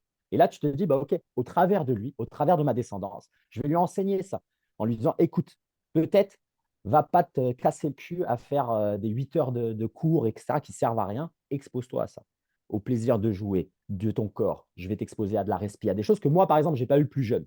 Et là, bim, là, tu crées maintenant un meilleur humain aussi. Donc, il y a aussi ces notions de on n'est pas tout seul ici, on est un maillon d'une chaîne. Donc, ça peut être une version. Et puis ici, dans une autre version, ça peut être OK, bah, je redeviens un peu plus humble devant mes objectifs. Et aussi, j'arrête de me comparer à des mecs. J'arrête de regarder une vidéo UFC Embedded et je regarde l'entraînement d'un Volkanovski 2 semaines avant une compétition et j'essaie de faire la même chose. Mais non, mais Et t'es ouais, con ou quoi? voilà. Ah, voilà. Tu as 35 ans, arrête de te comparer à des mecs qui ne sont pas dans le même contexte. Et là, ça ajoute du contexte. Donc, c'est pour ça que c'est important pour moi de vraiment de couper de prendre ton katana et de couper de ces choses-là en disant non, c'est trop tard pour faire plein de choses. Mais maintenant, quelles sont mes options et dans quoi je peux prendre du plaisir? Et tu reprogrammes ton cerveau et tu dis voilà, bah maintenant, je m'entraîne comme ça. Toi et moi, on le sait, il y a plein de mecs de 35 ans qui sont en gros les champions de la salle et qui veulent s'entraîner comme des jeunes de 20 ans. Mais ce n'est pas possible, tu l'as très bien dit. À 20 ans, on n'est pas comme à 30 ans et on n'est pas comme à 40 ans. Et même des mecs comme nous qui nous entraînons comme des malades et on fait attention à plein de choses, le sommeil, l'alimentation, etc. Moi, je te le dis, je ne suis pas comme à l'âge de 20 ans. À l'âge de 20 ans, mec, je faisais des journées de 7 heures en entreprise, 2 heures de freelance. Je sortais en boîte le soir. Je faisais 1 heure de course, 1 heure et demie de course à pied le matin devant le mont Fuji à la plage au Japon. Et je me fumais 2h30 de boxe le soir avec 10 rounds de sparring et 5 heures de sommeil. Ça, c'est terminé. C'est Ah terminé. oui. Plus Ah bah jamais c'est je suis pareil, capable de c'est le faire. pareil, c'est pareil. Je fais Faut ça, mon pote, accepter. je rentre toute la journée quand maintenant. Là. Mec, moi, je suis mort. Je suis mort. Je suis mort. Tu vois, j'ai besoin de 3 mois pour me réparer de cette C'est ça. intensité-là. Tu vois, mais c'est pour ça. Et là, toi et moi, ce qui est cool, c'est que maintenant, tu regardes ces années précédentes, pas avec de regrets, même pas avec de la nostalgie. Tu dis, pour ce chapitre de ma vie, c'était bien. J'ai exploité ce que j'avais en fait dans mon réservoir. Et là, maintenant, dans un nouveau chapitre, je ne vais pas me fumer à l'intensité. Tu vois, il n'y a rien de pire que de regarder quelqu'un qui avance en âge et qui veut, entre guillemets, vivre la vie d'un jeune, tu vois. C'est pareil, par exemple, tu sais, avec les femmes et l'esthétique, où tu sais, la meuf, elle a 50 ans, elle s'habille comme une jeune de 20 ans. Ouais. À chaque âge, à chaque tranche d'âge, il y a des phases de la vie. Il y a des choses qui peuvent être intéressantes. Peut-être plus tard, le jiu-jitsu que tu vas employer, c'est plus sur de la technique, de la fluidité, sur de la sagesse, ça peut être de l'enseignement, de la transmission. Il y a autre chose. Laisse les sports méga intenses et les trucs comme ça aux jeunes, tu vois. C'est tout, c'est un truc de jeunes, tu vois. Et c'est pas mal de dire ça. Moi, je sais que j'ai pas envie de me prendre un coup de tibia au crâne quand j'ai 40 ans. Ça, c'était bien quand j'avais 24 ans, tu vois. Là, maintenant, le coup de coude et m'éventrer et tout avec des mecs, j'ai plus l'envie. Mais au moins, c'est fait, tu vois. C'est Passe à ça, autre bah, tu vois, chose. j'en parlais avec ma femme l'autre fois et je lui dis, tu vois, moi je suis axé sur aussi la longévité et autres. Et quand on sait tous les deux l'impact que ça a sur le cerveau de prendre des patates dans la tête, il y a un moment donné, je dis, putain, j'irais bien, j'ai un club de boxe à côté en anglais, je dis, putain, j'irais bien faire de l'anglaise et tout. Et ma femme, elle me dit, non, mais attends, il y a 15 jours, tu me dis que pour la longévité, tu veux préserver ton cerveau. Et C'est ouais, et ben ça. après, tu prends du recul, tu te dis, ok, ça m'empêchera pas, peut-être pas d'y aller, mais pour dire, ok, je vais en dilettante, machin. Mais c'est difficile, tu vois, pour toi comme moi, quand tu es compétiteur ou que tu aimes te Ah, tester, de bien dire, sûr. Bien sûr. je goûte à un sport, le but ultime, c'est de mettre le gars KO en face ou d'être KO, et en fait, ben, je vais pas goûter à ça. Tu vois, Totalement d'accord avec toi. Moi, il moi, je faut te dis pas, aussi je l'ai savoir se résolu, mettre ce les truc-là. freins à soi-même, tu vois, des fois, Bien pas sûr. avec ce qui est impossible, parce que c'est possible de le faire, de prendre du plaisir, mais après, il Ouais. faut trouver le juste milieu dans ce qu'on recherche et à quel moment de la vie on en est aussi, tu vois. Est-ce qu'on est prêt à sacrifier aussi? Qu'est-ce que je suis prêt à sacrifier? Qu'est-ce que je suis prêt à... C'est ce que j'allais te dire. C'est ce que j'allais te dire. C'est-à-dire que là, dans la notion de possible et impossible, bien sûr que tout est possible. Tu vois, c'est un truc de dev perso de dire ça. Mais par contre, ce que les gens oublient de dire quand ils disent cette phrase, c'est qu'est-ce que tu es prêt à donner. Parce que regarde, si tu as 35 ans et que tu dis, tiens, j'aimerais bien faire un combat de boxe en amateur ou voir peut-être dans une catégorie senior et tout, un peu à bon niveau, tu vois. D'accord. Mais par contre, oublie ton taf, oublie les enfants, etc. Là, il va falloir te buter 5 fois plus que si tu étais plus jeune où tu pouvais t'en sortir avec des fois un peu moins d'entraînement, tu vois. Et c'est là aussi le truc que les gens oublient. Et c'est pour ça que je te dis, quand les gens disent oui, mais c'est possible d'être en forme à ces âges-là ou d'avoir un bon niveau, etc., mais ils ne sont pas prêts à sacrifier ça. Tu vois, c'est le fameux truc des Navy Seals, tu vois, tout le monde veut aller au paradis, mais personne n'est prêt à mourir. Mais là, c'est pareil. Si toi, tu me dis qu'à 35 ans, à 40 ans, tu as envie quand même de te faire ton expérience au Brésil avec un combat de JB ou en Thaïlande avec un combat de Muay Thai, d'accord, show me the work. Va en Thaïlande et entraîne-toi 4 à 6 heures Et là, d'accord, je vais te dire que tu es méritant. Montre-moi patte blanche, donne pour recevoir. Mais si tu me dis, je veux le faire avec 3 séances d'entraînement dans une salle de boxe classique avec des amateurs ou avec des gens loisirs qui veulent perdre du poids et que tu fais des entraînements généralistes, des cours collectifs, etc., et que des fois, tu regardes le match de foot le week-end, tu prends quelques bières et tout, je te dis, mec, tu es dans une désillusion complète. Et là, tu vas te faire arracher la tête. À l'inverse, quelqu'un qui a aussi, comme tu le disais, qui n'a pas ces contraintes de temps, qui a tout le temps disponible, qui a aussi les finances, qui est à l'aise financièrement pour agencer sa vie comme il en a envie, qui a une santé, qui est aussi dans un cadre, on va dire, vertueux, positif, qui est avec une compagne, par exemple, qui comprend que le mec, c'est un peu un baiser de la tête. Et elle lui dit, écoute, mon chéri, j'accepte, je t'ai choisi pour ça, je te soutiens. Ce mec-là, qui a ce contexte-là, lui, par contre, peut. Et c'est là où c'est intéressant de lier justement la dimension de la pratique physique à la partie ressources financières, au cercle social, à l'émotionnel, etc. Dans certains contextes, avec les bons environnements, un mec de 30, 40 ans, 50 ans, il peut se mettre des vraies doses, tu vois. Il peut faire des ultras, il peut faire du crossfit, etc., des aerox, il peut faire des sports de combat, du surf et tout. Mais pas tout le monde n'a accès à cette vie-là. Et c'est là où, au bout d'un moment, quand tu as passé le cap de la jeunesse, tu vois, expérimenter des choses extrêmes et intenses comme les expériences dont on parle, de voyage, etc., maintenant, ça devient un privilège. Et que fais-tu dans ta vie aujourd'hui pour obtenir ce privilège? Moi, personnellement, c'est ce que je me cale maintenant aussi. Tu vois, là, je ne suis pas en compétition, je suis un peu en mode réhab, etc. Je me concentre sur le business pour que possiblement, tu vois, à 33, 34, 35 ans, je me dise, OK, maintenant j'ai tellement d'oseille, j'ai tellement de temps, j'ai bien maîtrisé la machine, que là, si j'ai envie de me mettre une dose et risquer ma vie à faire du JJB ou du MMA au Brésil, je peux. Et dans ce cadre-là, ça peut être intéressant. Mais la plupart des gens ne sont pas, entre guillemets, les bons candidats et regardent des vidéos inspirantes sur Instagram et YouTube de mecs à 50 ans, à 40 ans qui font des compétitions, mais ils oublient tout le contexte. Ce mec-là, ça se trouve, il a 1 million à la banque, il a une femme, il a des enfants, ou il est divorcé, il n'a pas d'enfants. Le choix qu'il a fait dans sa vie, bah, c'est de se fumer et c'est de kiffer sa life lui-même. Et voilà, lui, ça lui permet de faire ça. Mais toi, avec ton 9 to 5, tes 3 enfants à charge, peut-être un enfant d'une autre femme, etc. Mec, oublie ta garde alternée et tout. Mais oublie, mec, oublie. Il faut être réaliste au bout d'un moment. Et c'est là où ce côté, il faut regarder la réalité telle qu'elle est. On n'est pas tous dans les mêmes contextes, on n'a pas tous accès aux mêmes choses. Et il y a des gens qui ont travaillé beaucoup plus dur que toi, qui sont exposés à beaucoup plus de volume d'entraînement, de pratique, etc., que toi, qui, eux, ont cette vie-là. Donc, attention à bien se placer et à se dire, OK, mais moi, qu'est-ce qui est dans mon potentiel et qu'est-ce qui est possible, actionnable aujourd'hui? Et après, si tu veux l'autre chose, eh ben, tu as toujours dans ce jeu de la vie moyen de, boum, redoubler d'efforts. Et c'est là où je reviens sur ce que tu disais au tout début, la discipline. Le mec qui veut ça, tu vois, il n'y a pas de mal.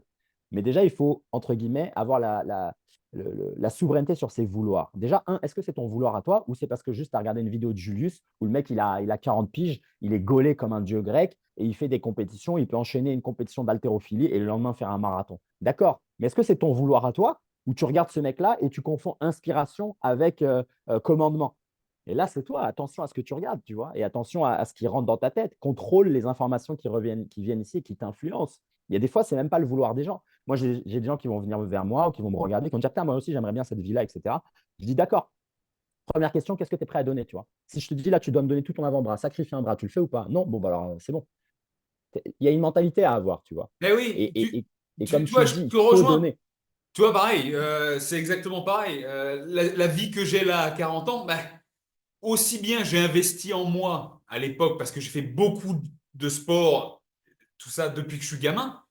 Mais j'ai commencé à travailler très jeune parce que je me suis engagé à l'armée dès que j'ai eu 18 ans. Mais si je peux avoir la vie que j'ai aujourd'hui, c'est parce que le boulot que j'ai fait avant dans des milieux de la sécurité très très bien rémunérés, mais c'est aussi parce que je suis allé gagner de l'argent quand j'étais en Afghanistan où, ben, par exemple, quand j'y étais, il y a eu des morts, il y a eu machin. Et donc voilà, tu fais jackpot, mais qu'est-ce que j'ai sacrifié? J'ai sacrifié potentiellement ma sécurité, à laisser ma femme à la maison qui chialait tous les soirs en voyant ce qui se passait à Kaboul, alors que j'étais en plein dans la rue, voilà. Et voilà, et donc j'ai accumulé du pognon, j'ai investi, et du coup, je peux avoir cette vie-là aujourd'hui. Donc qu'est-ce que tu es prêt à sacrifier? À quel Exactement. point, tu vois?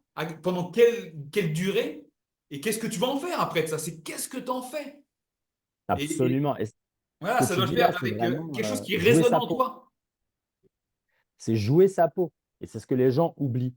Ils veulent ces choses-là, ils veulent cette santé, cette vitalité, cette performance, cette aisance financière, la vie de voyage, la vie de liberté, etc. Mais ils ne se rendent pas compte déjà ce qu'eux, ils sont prêts à donner.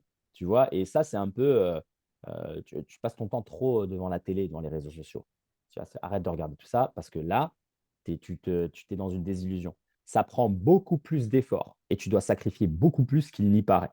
C'est pas en un reels où le mec, il a fait du montage, où tu vois un mec faire des deadlifts, tout machin, et juste après, il gagne un combat et hop, il est sur le ring.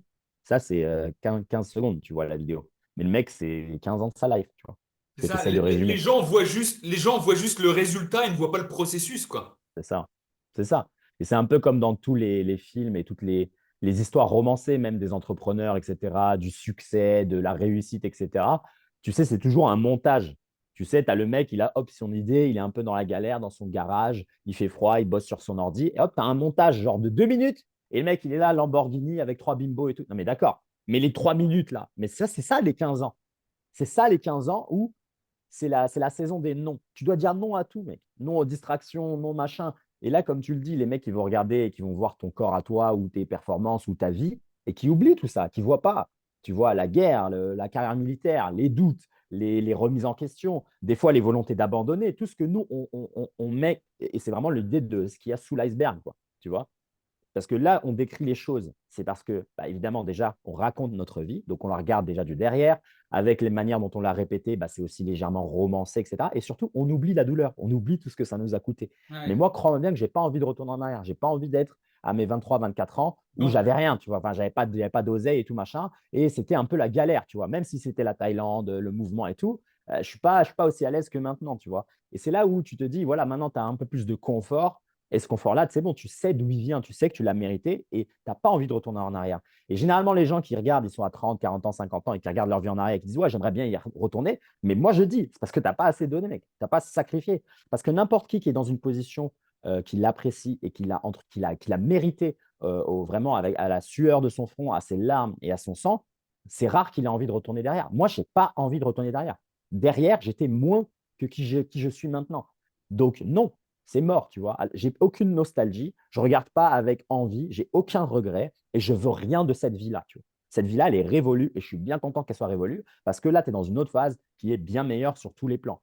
Ta conscience, tes relations, ton travail, tes finances, ton corps, tes compétences, tes connaissances. Normalement, tu avances dans la vie et tu gagnes confiance, tu vois. Tu gagnes en statut, tu gagnes en puissance, tu gagnes en influence, tu gagnes en rayonnement. Normalement, si tu as vraiment exploité vraiment ce don divin et ta lumière, normalement, tu brilles plus. C'est logique. Tu n'es pas là à t'éteindre. Si tu t'éteins à 30 ans, 40 ans et que tu vois que c'est déjà la débandade et c'est la fin et que tu as des crises de la trentaine, quarantaine, cinquantaine et que tu dis, oh, à partir de là, c'est que la phase descendante, hein, hop, à partir de là, on grossit, etc. Mais non, mec, si tu as eu ton pic à l'âge de 20 ans ou à 30 ans, mec, tu as un problème. Ouais. Tu as un problème. C'est que tu vis mal. T'as pas, on t'a un tour loupé et que tu t'es fait vraiment conditionner. La vie, c'est pas ça du C'est tout. ça. Et c'est pour ces gens-là, ça va être très difficile de prendre maintenant des décisions depuis un espace d'abondance et des décisions saines. Tu vois, ils vont toujours opérer depuis un espace de peur, de manque, de regret, d'incertitude, etc. Tu vois, donc attention au modèle qu'on choisit, attention au vouloir des autres. Il faut vraiment reprendre la souveraineté sur son mental et sur les choses qu'on a envie d'avoir. Personnellement, je ne recommande pas ma vie et ce n'est pas ce que je souhaite aux gens et ce n'est même pas ce que j'enseigne et ce que je partage.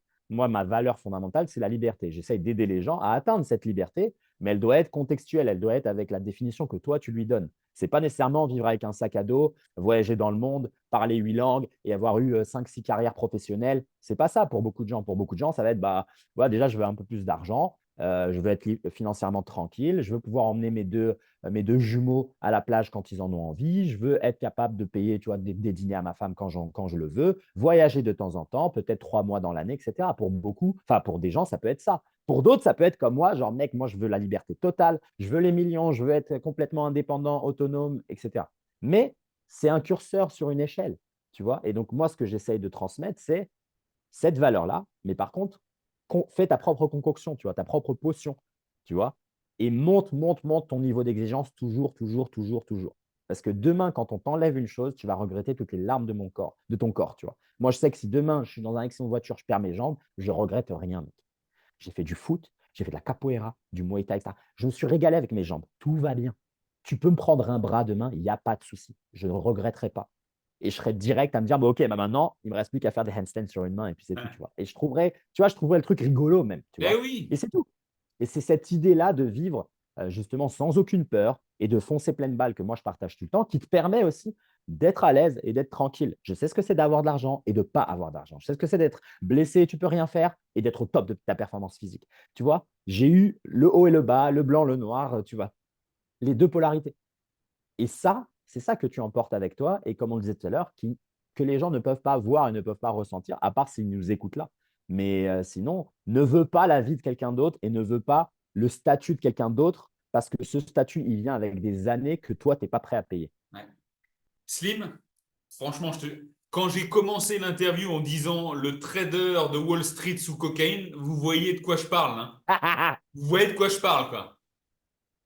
Slim, C'est exactement ça. ben oui, depuis le début, on a parlé, voilà, pour ces résultats, il fallait le volume, cette discipline. Toi, tu as côtoyé beaucoup de monde dans plein de domaines différents et des gens avec un haut niveau, parce que je sais que tu te payes les stages avec l'élite. Que ce soit les stages avec les élites comme Roy Gold, par exemple, Ido Portal, mais comme quand tu étais au Brésil, par exemple, tu dis que tu étais dans la salle où tu as donné des cours de mobilité à Alex Pereira et à d'autres, et même des combattants de l'UFC, au Tiger Muay Thai et autres. Qu'est-ce qui ressort le plus de ces gens, de ces personnes? Qu'est-ce que toi, tu en as retiré comme leçon en quelques mots? Bah, je vais te dire Ouais, quelque chose de très simple et peut-être que toi, tu vas raisonner avec ça. C'est que ce que les gens vont voir sur les réseaux sociaux, c'est une version très édulcorée et pas du tout réaliste, tu vois, pas du tout proche du réel, des caractéristiques et des attributs qu'il faut pour déjà vivre ces vies-là. Et toi, je pense que tu fais partie de ce groupe-là, tu vois. Moi, je sais que j'en fais partie. C'est d'ailleurs pour ça que je m'y suis exposé très tôt. C'est que je sais que je fais partie de ce groupe d'humains, tu vois, ce groupe d'hommes. Et je vais te donner quelques attributs que moi, j'ai pu observer chez tout le monde et aussi que j'ai observé en moi. Numéro un, c'est être d'un caractère obsessionnel, tu vois. C'est pour les autistes, fondamentalement. C'est pour les gens qui ont une capacité de concentration et de zoner sur un seul élément pendant longtemps. Ça, c'est le premier attribut. C'est une énorme capacité de se concentrer, une énorme capacité à dire non à toute forme de distraction, avoir une vision tunnel, avoir vraiment être unidimensionnel. Tu vois, c'est contre-intuitif, hein. Les gens disent oui, mais regarde, Slim, tu parles de beaucoup de choses. Oui, mais dans un contexte, je pense qu'à une seule chose, je fais qu'une chose. Je dors, je respire, je mange, je fais cette chose-là. Quand c'était le surf, c'est le surf. Quand c'est le business, c'est le business. Quand c'est le Muay Thai, c'est le Muay Thai, etc. Tout le monde là, que ce soit les Alex Pereira, les Peter Yan, etc., c'est une zone dessus. Et être de caractère obsessionnel, eh ben, toi, comme tu le sais, pour les amis et les conjointes, etc., c'est pas facile à vivre. Et donc, il faut aussi un cercle social qui est à l'aise avec ça et qui accepte de te laisser être toi-même. Tu vois, ça, c'est le numéro un, c'est être de caractère exceptionnel et avoir ce focus énorme. Numéro 2, deuxième attribut, c'est une immense tolérance à la douleur et à la fatigue. Tu vois, c'est pour les gens qui ne comptent pas les heures. Moi, je n'ai jamais compté mes heures. Même dans l'entraînement, je n'ai jamais mis un chrono pour voir, tiens, dans 45 minutes, il faut que ça s'arrête. C'est pour ça que toute cette vibe aussi présente maintenant d'entraînement minimaliste, les EMOM, les trucs comme ça, mec, c'est pour moi, c'est une absurdité. C'est des outils qui sont utiles que pour les experts. Tu vois, moi, à mon niveau, c'est bien de temps en temps de faire des EMOM, de faire de la densité, etc., en peu de temps. Mais si tu donnes cet outil-là à un débutant, il va se fourvoyer complètement et il va avoir une relation à l'entraînement qui est complètement biaisée. Parce que là, maintenant, il a cette approche productiviste, utilitariste. Alors qu'un mec qui utilise aujourd'hui les EMOM ou des versions minimalistes ou des entraînements plus courts ou de l'intensité, des AMRAP ou du HIIT, etc., c'est un mec, déjà, il a déjà passé 20 ans à s'entraîner 8 heures, 6 heures, 4 heures, 3 heures par jour. Tu vois, c'est un mec, il a déjà fait le volume. Donc maintenant, c'est utile d'avoir. C'est comme par exemple quelqu'un qui prend un couteau un peu tout pourri et pendant 10 ans, il coupe tous ses légumes avec ça. Après, il devient chef. Là, il a son couteau fait par un samouraï au Japon, tu vois. Là, maintenant, tu mérites l'outil pointu. Mais avant ça, tu ne le mérites pas. Donne-moi les heures. Donc, c'est ça le deuxième attribut. C'est une énorme tolérance à l'effort, à la fatigue, une énorme endurance, tu vois, à la fatigue. C'est des gens, ils vont s'entraîner à minuit, tu vois. Voilà. Moi, j'ai fait des nocturnes, mec, en danse. Et les gens, ils ne comprennent pas. Moi, si je pouvais, je ne dormirais pas, tu vois. Je serais prêt à sacrifier le sommeil pour faire plus, tu vois. C'est que, tu vois, c'est un peu la vibe, même dans l'entrepreneuriat. de toute la vibe, tu sais, efficience, tu vois. Ouais. Il n'y a pas d'efficience, mec. Moi, je m'en ai rien à foutre de l'efficience. Moi, si j'avais du cardio infini, de l'énergie infinie, de la force infinie, mais je passerais mon temps, je ferais des 400 reps. Pourquoi tu veux faire moins, tu vois? Tu vois, les mecs qui sont dans l'efficience, ils se disent, regarde, Slim, j'ai trouvé un moyen de faire cette tâche-là en 1 heure et ça me rapporte 1000 balles. Très bien. Et bien là, tu es en face d'un mec comme moi qui va dire, mais moi, si je suis capable en 1 heure de faire 1000 balles, j'ai 14 heures éveillé, je vais faire 14 heures de travail, mec. Je ne vais pas en faire 1 heure. Comme ça, je fais 14 000 balles. Mais tu vois, c'est pareil. Si tu me dis, voilà, en 30 minutes d'entraînement, tu as réussi à faire ça, eh ben vas-y, bah, moi, je vais le faire 5 heures. Comme ça, j'ai 6 fois plus de résultats. Tu vois ce que je veux dire? C'est une énorme endurance, tu vois, à l'effort, à la fatigue. Ça, c'est le deuxième attribut. Et le troisième attribut, et c'est pour ça que je te dis, pour moi, c'est des attributs de ces gens-là, top performeurs dans le sport, mais c'est les mêmes attributs pour moi pour les top performeurs dans l'entrepreneuriat, les top performeurs artistes et les top performeurs dans n'importe quel domaine, tu vois, l'économie, la finance, etc. Le troisième, même s'il est à plus petite dose, je pense qu'il y a une forme de complexe de supériorité. Tu vois. Il faut se penser différent, spécial, au-dessus. Et ça, c'est un truc qui peut choquer les gens quand ils vont te dire ça. Mais au fond de ton cœur, si tu regardes bien, et si tu fais partie de ce type d'homme, tu sais très bien qu'au fond de toi, il y a une partie de toi qui te pense supérieure aux autres et qui te pense presque plus capable. Tu vois. Ce n'est pas nécessairement sur un avantage génétique, mais c'est presque, tu sais, dans ta tête, tu dis, là où eux s'arrêtent, moi, je ne m'arrête pas. Tu vois. Là où eux abandonnent, moi, je ne m'arrête pas. Tu vois. Ça me parle, hein. Là où eux veulent du repos, moi, je veux gagner. Tu vois. Et ça, c'est la partie un peu sombre pour certains. Mais voilà, toi, tu me dis que ça te parle. Moi, je sais que j'en ai été très conscient depuis très tôt. Et c'est souvent à ces gens-là que peut-être on a souvent dit, ah, mais toi, tu es arrogant, tu te la racontes, etc. Mais non, mec. C'est la fameuse phrase pour moi de Bruce Lee. Tu vois, Bruce Lee, il incarne parfaitement ça. Bruce Lee disait là dans une interview, euh, le gars lui demande, est-ce que vous êtes le meilleur, tu vois. Le gars lui dit, si je te dis que je suis le meilleur, tu vas me dire que je suis arrogant. Par contre, si je te dis que je ne suis pas le meilleur, tu vas savoir que je mens. C'est cette mentalité-là, tu vois. Et c'est pour ça que moi, je dis que cet attribut-là, il est aussi à prendre en compte. Alors, ce n'est pas un énorme attribut parce que généralement, si ça devient énorme, bah, en fait, tu n'es qu'une merguez et tu ne vas pas à l'entraînement, tu vois. Mais je pense que pour tout le monde, toi et moi inclus, moi, je n'ai pas peur de le dire, il y a une partie de moi qui est comme ça. Sinon, tu ne vas pas t'exposer dans la cage au lion, mec. Tu ne vas pas rentrer dans une cage de MMA ou sur un tatami de JJB avec que des tueurs en disant ah non, moi, je ne vaux pas aussi bien qu'eux, je suis inférieur à eux et je vais être timide. Mais c'est le meilleur moyen de te plier. Parce qu'en face, eux, ils ont cette mentalité-là, tu vois. Tu vois. Donc, c'est pareil avec les entrepreneurs. Tu ne rentres pas dans une salle où tu n'as que des millionnaires et tu dis ouais, non, moi, je vaux moins, je ne mérite pas et tout. Mais mec, tu vas te faire dévorer, tu vois. Et c'est ça, pour moi, le troisième attribut. Donc, voilà, moi, de ce que j'ai appris, de mon exposition à ces hauts niveaux, parce que là, je t'ai juste parlé, on va dire, de la partie athlétique, mais j'ai aussi été exposé pas mal aussi à de l'entrepreneuriat, de la finance, etc., des hauts niveaux, tu vois, dans les startups, des mecs qui font des levées de fonds, enfin, des chiffres que moi, j'ai jamais vus de ma vie et je ne comprends même pas, tu vois. Mais c'est des mecs comme ça. Et Ouais. donc, c'est un peu ces trois attributs-là, tu vois. Donc, c'est Ok. vraiment une capacité à zoner, à te focus exceptionnelle, tu vois, vraiment presque autistique, une immense endurance à la fatigue et tolérance à l'effort, tu vois, et une dose, une pointe de complexe de supériorité. Slim, merci pour ce partage. Euh, Tu sais, bon là, ça fait déjà plus d'une heure qu'on parle. J'aurais voulu qu'on parle d'alimentation, mais je crois que tu Allez. vas m'autoriser à te proposer de faire un prochain épisode. Ah, On fera un ça, c'est prochain oui. épisode, on parlera de l'alimentation parce que tu as aussi plein de choses à nous partager là-dessus, je le sais. Je le sais. Avant de clôturer cet épisode, j'aimerais quand même que tu nous présentes ce que tu fais professionnellement actuellement. Parce que moi, je sais, je te suis, hein, tu es en pleine refonte de ton système et beaucoup de personnes pourraient se dire, mais attends, mais le gars, depuis qu'il est jeune, il voyage, tu as parlé de millions, tu as parlé d'accompagner des gens. Comment il fait? Et qu'est-ce que tu fais? Et qu'est-ce que tu fais? Et comment tu peux aider les gens? Alors, bah, écoute, je te remercie, mon Julius. Déjà, avec grand plaisir, le deuxième échange là, sur l'alimentation. Et puis, sur la partie travail professionnel, moi, je t'ai dit, j'ai une marque personnelle, un personal branding qui s'appelle Movers, qui est vraiment l'émanation de qui je suis.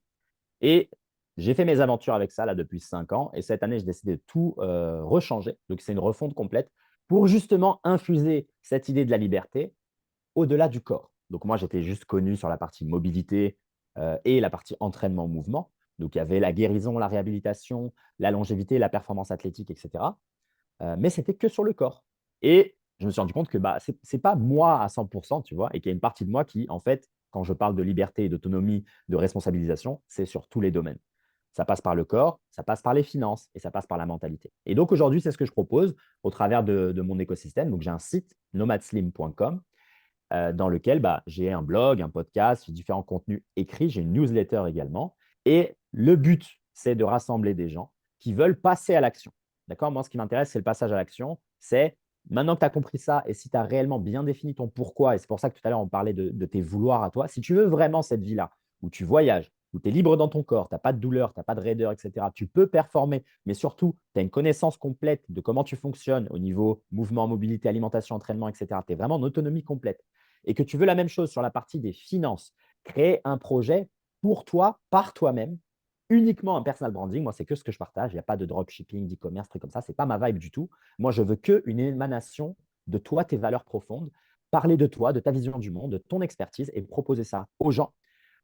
Et avoir une abondance aussi financière, comprendre comment monétiser, comment créer ça, comment vendre, etc. Et la glue un peu qui vient souder ces deux dimensions, c'est la mentalité.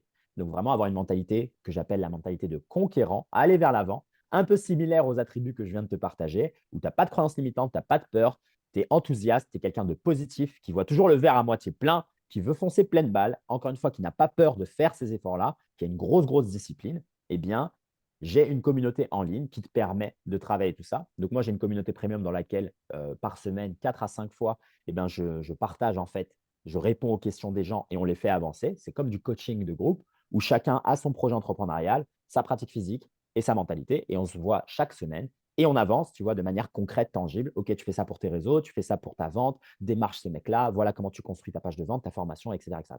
Pareil sur le corps, OK, tu as des douleurs, voilà ce que tu vas faire pour ton épaule, voilà pour le dos, tu dois faire ça. Ah, pour la hanche, fais cet exercice, etc. Et pareil pour la mentalité, on parle des croyances limitantes, des peurs, de l'abondance, de la gratitude, même de foi. Et donc, moi, j'accompagne ces gens-là toute l'année au travers de cette communauté premium. Et après, pour celles et ceux qui ne sont pas prêts à aller aussi loin que là, ils peuvent consommer, entre guillemets, des mini-produits, des mini-formations à faire tout seul. Donc là, il n'y a pas d'accompagnement du tout. Et donc, voilà, si tu as mal à l'épaule, tu prends la formation. Si tu as mal au genou, si tu veux apprendre à faire un podcast, un blog, etc., tu prends chacune des formations et tu te débrouilles tout seul. Idéalement, moi, la personne que je veux attirer, c'est un peu des mecs comme nous ou qui veulent aspirer à devenir comme nous au niveau mentalité, liberté financière et expression potentielle physique, quoi, tu vois, vraiment exploration du corps. C'est-à-dire, c'est des gens qui sont déter. Généralement, dans les arts martiaux, tu vois, il y a souvent la combinaison arts martiaux et un travail un peu genre ingénieur ou un truc comme ça. C'est des mecs qui aiment bien la résolution de problèmes, qui ont une mentalité de croissance, qui ne se disent pas, non, c'est la vie, c'est le fatalisme, etc.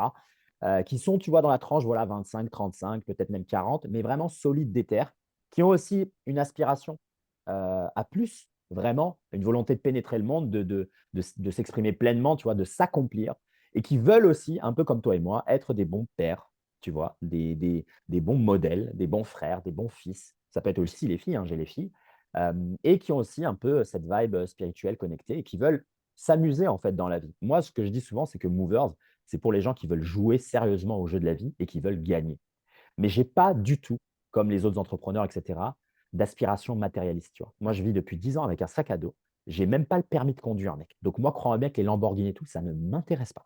Moi, je veux juste de l'oseille pour mes voyages, pour aller faire toutes ces formations, rencontrer cette élite-là, pour être libre, pour aller voir mes potes quand j'en ai envie, pour aider ma maman, ma sœur et mes proches, bien m'occuper de moi, de ma santé, pas manger de la viande dégueulasse ou de la nourriture transformée dégueu. Non, prendre des bons produits de qualité, etc. Et être libre. Si j'ai des petits pépins, j'ai toujours de l'argent. Et voilà, je suis tranquille. Et surtout, je le gagne avec quelque chose de vertueux. Tu vois, moi, je peux montrer mon site à ma maman. Tu vois, je peux montrer tous mes podcasts à ma maman. Elle sera toujours fière. C'est quelque chose de positif qui apporte du bien au monde et à l'humanité. Tu vois. Et moi, je crois à ça. Tu vois, je crois au bien. Tu fais du bien, il t'arrive du bien. Et donc, c'est ça aussi que je veux partager. Et donc, c'est pour ce type de personnes. C'est pas pour les assister. C'est pas pour les gens qui veulent toujours des quick fix, des solutions rapides. C'est long, lent, fastidieux. Mais par contre, tu gagnes. Donc, si tu es un conquérant, tu rejoins Movers. Et voilà ce que je fais. Dans tous les cas, Slim, je mettrai tous les liens sous le descriptif de la vidéo. Et Merci, franchement, mon je peux vous Julius. dire, allez-y, c'est de la bombe. C'est de la bombe. Et si vous avez envie de devenir le prochain Gengis Khan du net, c'est Aïe. avec Slim que ça se passe. Magnifique. Slim, je te remercie énormément. Profite bien de ta journée parce que tu es à Tulum au Mexique. Toi, tu débutes ta journée. Nous, on va terminer. Je te dis à la prochaine pour cette interview nutrition. Prends soin de toi, mon Merci, mon frère. Julius. Allez, À vite. ciao. Abraço. À la Ciao. prochaine.